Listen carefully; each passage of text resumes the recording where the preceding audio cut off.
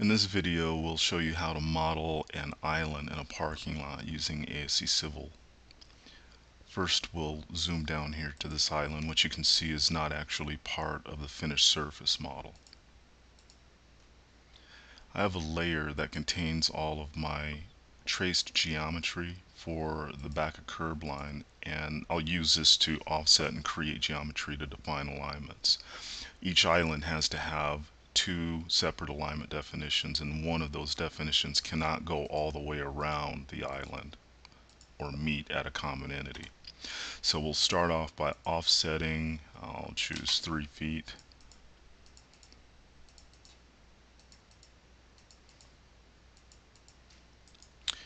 Then I'll go to road alignments and go to definition and select the manual option, and I'll select half of these lines and arcs on half the island, hit return, and the alignment is defined.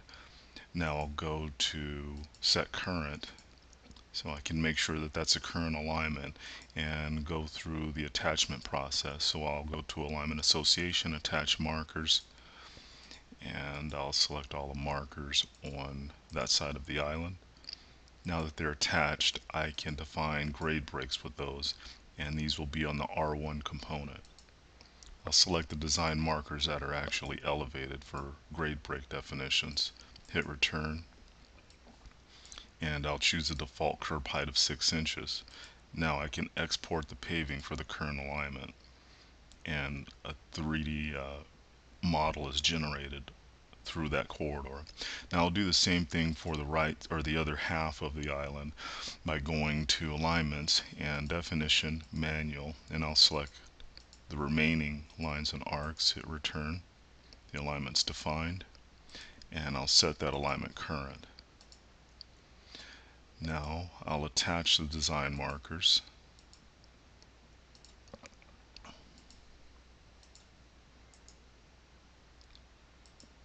Then define the grade breaks, and this time they'll be on the L1 component since they're left of the alignment center line.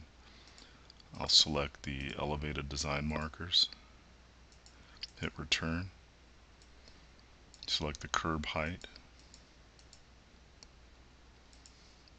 Now I'll export the paving for the current alignment, and we've got a complete island defined. Now we'll want to add this to our composite surface. I'll restore a view I have saved.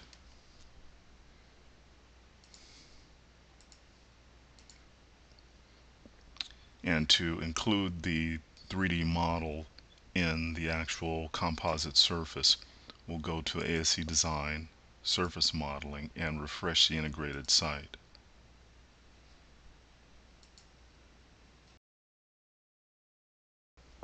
The road model objects are processed as break lines in the surface, and the surface is rebuilt, and the new contours will be displayed.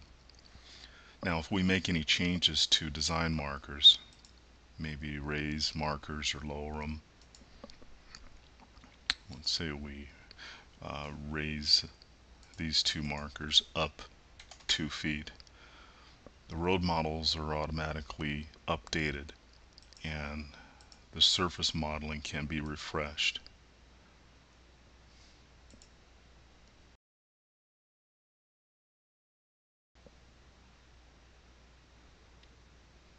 You could take this a step further and define vertical curves, curb breaks, or depressions in the curb, or create handicap ramps.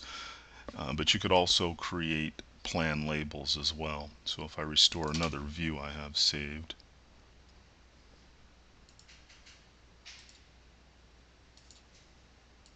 you can see that plan labels can be created to show top of curb, gutter, or pavement elevations, whatever you need. And these are also dynamic and adjusted with changes to the design markers.